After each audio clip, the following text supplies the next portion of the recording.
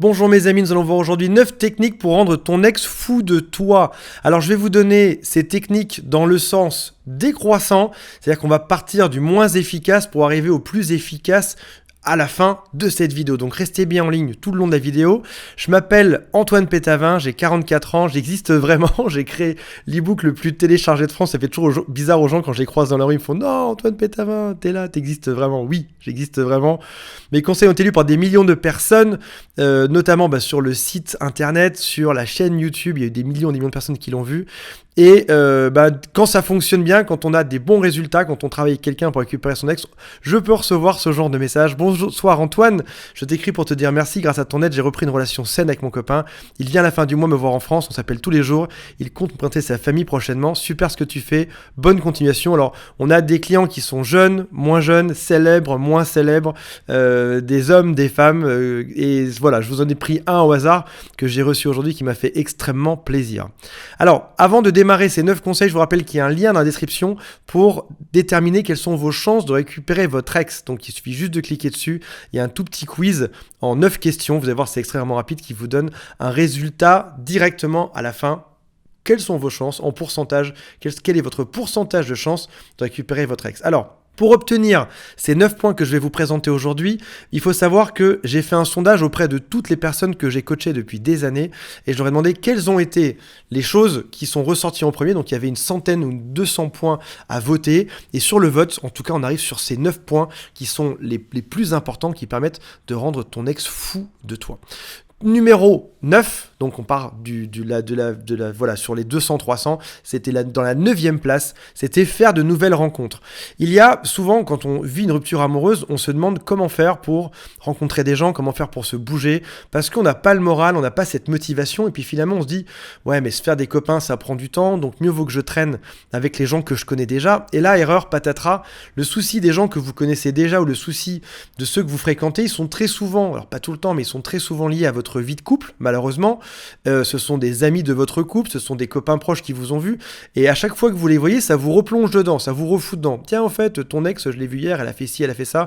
Tiens, en fait, ton ex, Jérôme, je l'ai vu avant-hier, il m'a dit ci, il a posté ça, il a fait ça.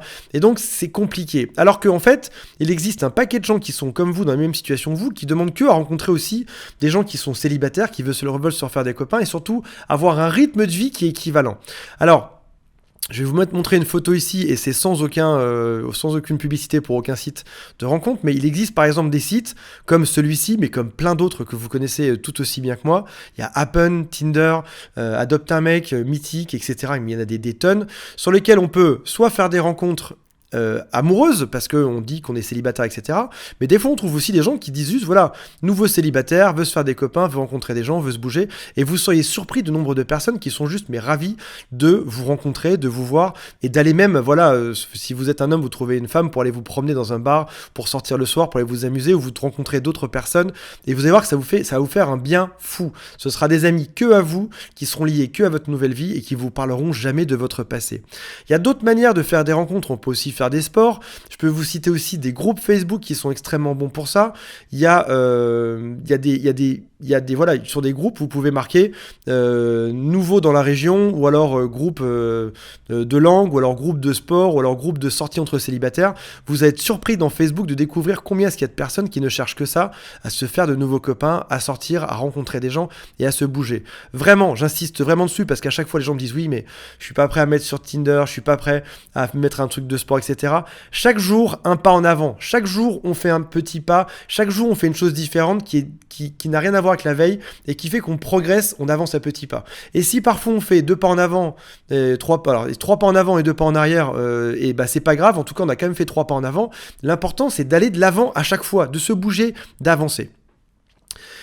Essayez au moins une fois aujourd'hui, allez sur Facebook, tapez groupe de célibataires, groupe de rencontres, groupe de sorties entre célibataires, vous allez voir ce qui en ressort, vous allez adorer ça. Point numéro 8, le body revenge. Ça a été instigé par beaucoup de stars américaines qui, lorsqu'elles se font larguer, décident de changer totalement leur corps et de se montrer ensuite sur les réseaux sociaux comme Tinder, Facebook, etc. ou TikTok. Il y a donc quelque chose de l'ordre de je vais faire regretter à mon ex de m'avoir quitté parce qu'il va découvrir à quel point je suis devenu quelqu'un de beau, quelqu'un de belle et à quel point je suis génial. Je vous montre quelques photos. Donc là voilà, on voit ce couple avant qui avec un garçon qui est juste à gauche, qui a l'air normal et tout à fait bien dans sa vie en couple. Le jour où ils se séparent, qu'est-ce qu'il fait? Il change juste 2-3 choses par rapport à ça et voilà, il se coupe un peu la barbe, nouvelle coupe de cheveux, nouvelle petite veste, un nouveau pantalon un peu mieux cintré.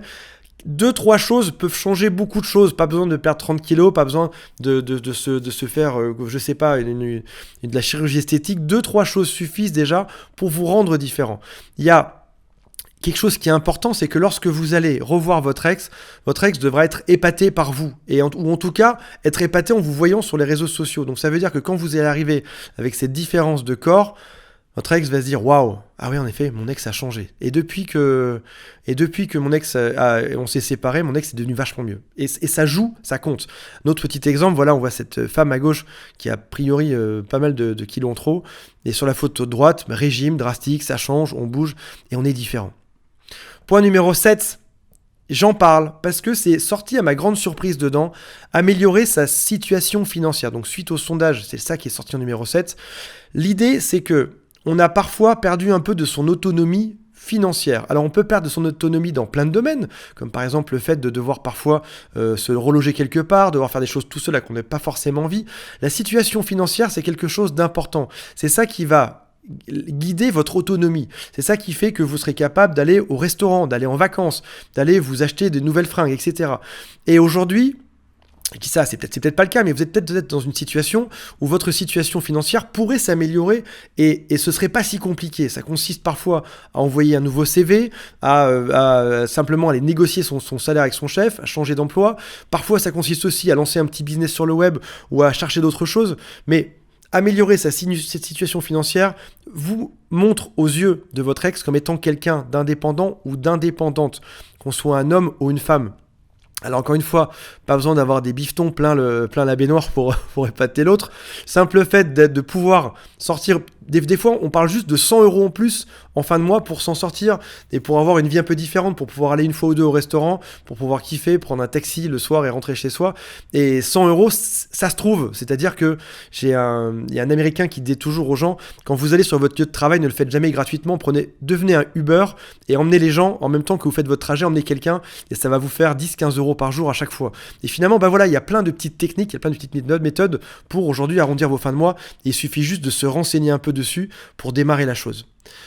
Point numéro 6, arrêtez les demandes d'approbation. Je pense notamment à des phrases type « Est-ce que tu m'aimes encore ? Est-ce que notre relation est vraiment finie ? J'ai besoin de comprendre. J'ai besoin qu'on se voit. C'est très important, j'ai besoin qu'on se voit pour qu'on en parle, etc. » Tout ça, c'est des demandes d'approbation qui fait que vous n'avez pas l'air heureux dans votre vie ou que l'autre est un étage supérieur à vous, que vous l'avez mis sur un piédestal. Vous ne devez plus demander d'approbation. Vous êtes une personne forte, équilibrée, sensible, géniale dans sa vie. Pas besoin que quelqu'un vienne vous valider ça en vous disant « Oui, t'inquiète pas, je t'aime. Oui, t'inquiète pas, on va se revoir. Oui, t'inquiète pas, ça va peut-être s'arranger, etc. » Non, pas besoin de ça. Vous n'avez pas besoin de l'approbation de l'autre. Donc, pas besoin de supplier, pas besoin de quémander. Et faites-moi confiance sur une chose, les ex reviennent toujours. Donc, pas non plus besoin d'être extrêmement impatient. Votre ex reviendra tôt ou tard.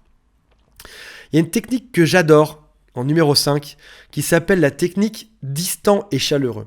Lorsque votre ex vous envoie des messages, quand vous communiquez ensemble, si jamais c'est le cas aujourd'hui, vous êtes peut-être dans un mode qui est chaleureux tout court, ou alors peut-être trop en demande. Et la technique distant et chaleureux, ça consiste à être extrêmement chaleureux dans les échanges. Si jamais votre ex vous demande « Tiens, comment ça va aujourd'hui ? Qu'est-ce que tu penses de ça ? » etc. Répondre « Oui, merci, ça va très bien. » Mais sans dire « et toi » ou sans relancer l'autre ou sans essayer de démarrer la communication. Être juste chaleureux, mais garder toujours de la distance. C'est une technique qui est extrêmement importante parce qu'on sait très bien que la reconquête amoureuse et la séduction tout court se jouent sur des choses où on va faire un signe chaud, un signe froid. Et avoir des phrases qui sont chaleureuses, gentilles, plutôt que d'être dans le déni, dans l'énervement, dans la demande de service, dans la demande de validation, dans le fait de vouloir continuer avec l'autre, de le revoir, etc., ça va changer la perception de votre ex. Votre ex va se dire « Waouh, en fait, si ça se trouve, mon ex s'en fout aujourd'hui. Mon ex ne me contacte pas. Quand je lui envoie des questions, il me répond ou elle me répond de manière gentille et c'est tout. Mais il n'y a pas plus que ça derrière. » Donc, distant et chaleureux. Je vais vous donner un autre exemple. Vous devez vous échanger des affaires ou vous devez vous rendre des affaires. Faites ça toujours avec un grand sourire et c'est tout. Et voilà, voici tes affaires. Merci, passe une bonne journée. Point. Ça s'arrête à ça. Et demandez-vous, si jamais vous avez un doute, quand vous avez un doute en écrivant un message, demandez-vous est-ce que je serai fier de moi dans 10 ans si je relis ce message? Demandez-vous toujours ça. Est-ce que je serai fier de moi si dans 10 ans je relis ce message? Et vous aurez la réponse à distant et chaleureux. Numéro 4, un grand classique, le silence radio. Alors, il n'est pas à faire dans toutes les situations. Si jamais vous étiez dans une situation qui était très compliquée, très lourde, très pesante, que ça fait plusieurs fois que vous vous quittez, et là, ce coup-ci, a priori, c'est différent des autres fois, c'est encore plus grave, dans ce cas-là, silence radio. Si maintenant, tout se passait très bien avant, vous avez juste eu un petit différend de quelques jours, pas besoin de faire un silence radio de 21 jours. Non, on va faire ça dans le cas où la situation est compliquée, on sent qu'il faut du temps pour que ça change, on a besoin de recréer du manque. Donc dans ce cas-là, on met son téléphone sur la table, on ne le regarde pas, on n'envoie pas de message pendant 21 jours en moyenne. Ça peut être un petit peu moins, ça peut être un petit peu plus. C'est la durée nécessaire pour que votre ex vous revoie différemment ensuite. Numéro 3, qui rejoint un peu des choses qu'on a vues précédemment, l'indifférence. Je vais vous donner une citation que j'ai cru pendant très longtemps venir de moi, ce qui n'était pas le cas a priori, en tout cas. Patricia Bourrier l'a aussi dit sur Internet. Le contraire de l'amour, ce n'est pas la haine, mais l'indifférence. Si vous êtes aujourd'hui dans la haine, c'est que vous avez toujours de l'amour. La terre est ronde, les deux bords se rejoignent. Si on est dans un bord extrémiste de la haine, c'est probablement qu'on est aussi dans l'autre bord extrémiste de l'amour. Donc montrez plutôt de l'indifférence. Alors les gens me disent après ça, oui, mais si je suis indifférent, comment est-ce que mon ex va faire pour revenir? L'indifférence, c'est quelque chose qui va venir toucher votre ex. C'est quelque chose qui fait que il aura l'impression ou elle aura l'impression de ne plus compter à vos yeux. Et c'est ce qui fait que ça lui donnera envie de faire encore plus d'efforts pour venir vous retrouver. Point numéro 2, se considérer comme la personne la plus importante au monde. J'ai un ami qui me parle toujours de napperon, je vais vous montrer la photo dans un instant, et voici l'image que j'ai en tête. Il me dit la chose suivante, il me dit toujours considérer qu'on est la personne la plus importante au monde. Quand on se fait à manger, se faire à manger comme si on recevait le président de la République ou comme si on recevait le pape, comme si on recevait Sylvester Stallone. Faire ça bien. Et il a toujours cette image du napperon. Alors je pense que c'est peut-être pas un napperon qu'il faut mettre chez vous, peut-être plutôt une jolie nappe. Mais préparez, j'ai mis ça parce qu'à chaque fois ça me reste en tête cette histoire de napperon. Préparez-vous ce soir un super plat, votre plat préféré. On a souvent tendance à ne cuisiner que quand on reçoit des gens, que pour faire plaisir aux autres. Faites-vous plaisir à vous. Quel est votre plat préféré? Quelle est la chose que vous pourrez faire? Si vous restez tout seul à la maison, nettoyez votre appartement, habillez-vous de manière ultra chic, ultra belle, parce que vous êtes avec la personne la plus importante au monde, qui est vous-même. Vous êtes la personne la plus importante au monde. Dernier point, et le numéro 1, et c'est celui-ci qui a priori a fait beaucoup de choses dans les reconquêtes, en tout cas sur mon sondage, près de centaines de personnes, c'est épater son ex en changeant de lifestyle en anglais, ce qui veut dire de style de vie. On a souvent... Alors, le style de vie, ça peut être sur plusieurs points. On a souvent des projets qu'on n'a jamais osé faire, comme par exemple partir à l'étranger quelque temps. Aller faire une balade tout seul. J'ai un client en ce moment qui est fan de randonnée, qui me dit voilà, j'ai jamais osé le faire seul. Et ben voilà, au bout d'un moment, c'est oser faire ça tout seul. Votre nouveau style de vie, ça va être de voyager plus. Votre nouveau style de vie, ça peut être aussi de rencontrer plus de personnes. J'ai un ami qui est parti habiter à Tallinn, en Europe de l'Est, et qui aujourd'hui est parti à l'aventure tout seul suite à une rupture amoureuse. Il se retrouve tout seul là-bas, il s'est fait des rencontres et des copains au bout de quelques jours. Et là, au bout de 3 semaines, il est super heureux. Alors l'idée, c'est peut-être pas forcément de partir à l'autre bout du monde, mais en tout cas, parfois de se mettre dans des situations où on est seul, fait qu'on va rencontrer plus de monde par la suite. Parce que lorsqu'on est seul, on est plus ouvert, on a plus de capacité à attirer les gens à soi. C'est une règle absolue. Donc ça peut être de vous balader quelque part, là où vous l'auriez jamais fait tout seul, par exemple dans une soirée, dans un marché, dans un endroit, dans un cours de sport, etc. Ça peut être aussi d'aller voyager, ça peut aussi être d'aller vous habiller différemment, comme on l'a vu tout à l'heure, ça peut être de retrouver vos vraies valeurs, c'est-à-dire qu'est-ce qui, à la base, vous définit que vous avez oublié dans votre couple. Certaines personnes me disent, moi je n'osais plus voir mes copains parce que mon ex me l'interdisait. D'autres me disent, moi j'osais plus aller faire de sport, de ski, etc. parce que mon ex me l'interdisait. Et en fait, finalement, on en vient à oublier qui on est vraiment dans cette relation. Et pour continuer de faire plaisir à l'autre, on va aller continuer à ne pas se faire plaisir en se disant si jamais je vais voir mes amis et que mon ex revient, ça lui fera pas plaisir. Ou si jamais je vais faire du sport ou si jamais je pars en vacances et que l'autre revient, ça lui fera pas plaisir. Au contraire, imposez votre style à nouveau, montrez en quoi vous êtes différent, faites des choses qui vous plaisent, qui vous épatent, qui vont vous faire plaisir. Et ça passe toujours par un moment de peur parce qu'on se dit, je sais pas précisément si j'aurai la capacité, si je vais oser, si je vais pas m'en sortir seul, etc. Mais mettez-vous en danger une fois par jour. Faites au moins une chose nouvelle par jour. Essayez une chose nouvelle par jour et à chaque fois que c'est fait, félicitez-vous. Si tout à l'heure vous allez sur Facebook taper groupe de célibataires sortis dans votre région, je sais pas si vous habitez à Lille, tapez sortie Lille célibataire dans Facebook, vous allez trouver des groupes dessus, et génial, le simple fait de l'avoir tapé, c'est une victoire. D'avoir cliqué pour rejoindre le groupe, c'est une victoire. Félicitez-vous, d'avoir posté quelque chose, c'est une victoire. Le simple fait de s'être documenté sur un voyage, c'est une victoire. Donc changez votre style de vie, un pas après l'autre, et vous allez voir que ce sera que des victoires. Je vous rappelle qu'il y a un lien dans la description pour découvrir quelles sont vos chances de récupérer votre ex en pourcentage. C'est gratos, c'est rapide, vous pouvez aussi, si vous voulez, prendre rendez-vous avec mon assistant qui vous guidera vers la meilleure technique, la meilleure solution, la meilleure chose à faire pour votre rupture amoureuse. On est toujours là pour vous. Voilà mes amis, je vous laisse aujourd'hui. Mettez-moi des commentaires, ça me fait extrêmement plaisir et on se retrouve dans une prochaine vidéo. Salut à tous, bye.